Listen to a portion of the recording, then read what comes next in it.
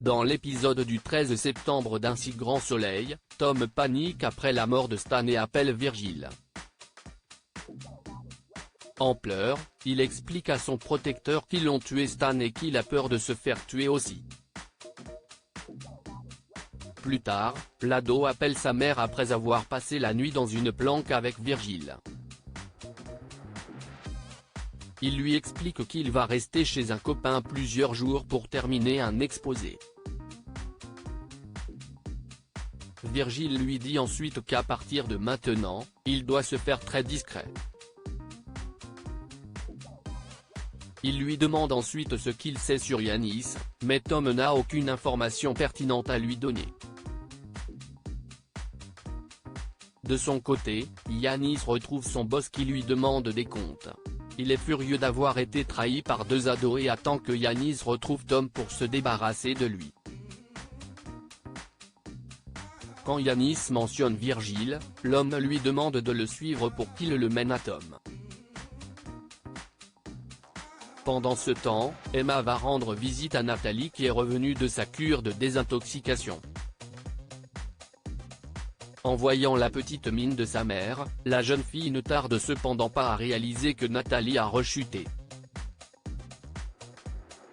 Elle se confie plus tard auprès de Victor en disant qu'elle s'inquiète surtout pour Tom. Le soir au commissariat, Hakim donne à Manu la liste des appels passés depuis le portable de Stan. En détaillant les numéros, Manu remarque un détail et va immédiatement voir Virgil. Agacé, il dit à son ami d'arrêter de jouer au con et de lui dire la vérité sur Tom. Il sait désormais que Stan était en contact avec Tom, qui va dans un lycée où un trafic de Bouddha Blue a eu lieu, et qui a travaillé pour Virgil dont un des voiliers a été retrouvé avec du cash lié à la drogue également. Mais malgré son insistance, Virgil nie savoir quoi que ce soit et assure à Manu que Tom n'est pas lié à tout ça. Alex va-t-il découvrir que Julie le trompe? Ailleurs à Montpellier, Alex est déçu de voir Julie partir tôt alors qu'il a la journée libre et espérait passer du temps avec elle. Une fois au travail, Julie reçoit un appel de Jade qui lui demande de se porter garante pour l'appartement qu'elle veut louer. Elle accepte avec plaisir d'aider son ami. Elle voit ensuite arriver Sylvain, en tenue décontractée et prêt à la retrouver dans une chambre.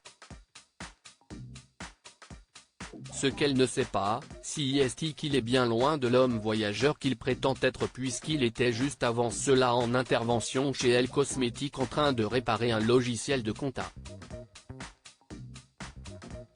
Après qu'il ait couché ensemble, Sylvain continue de mentir cependant en faisant croire à Julie qu'il a une vie des plus glamour. De son côté Jade appelle Ludo pour lui proposer un verre mais le jeune homme est occupé par le mariage d'Alix.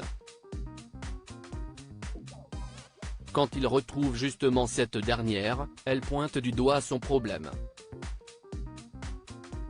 Après avoir hésité entre Margot et Noémie, il hésite désormais entre Noémie et Jade.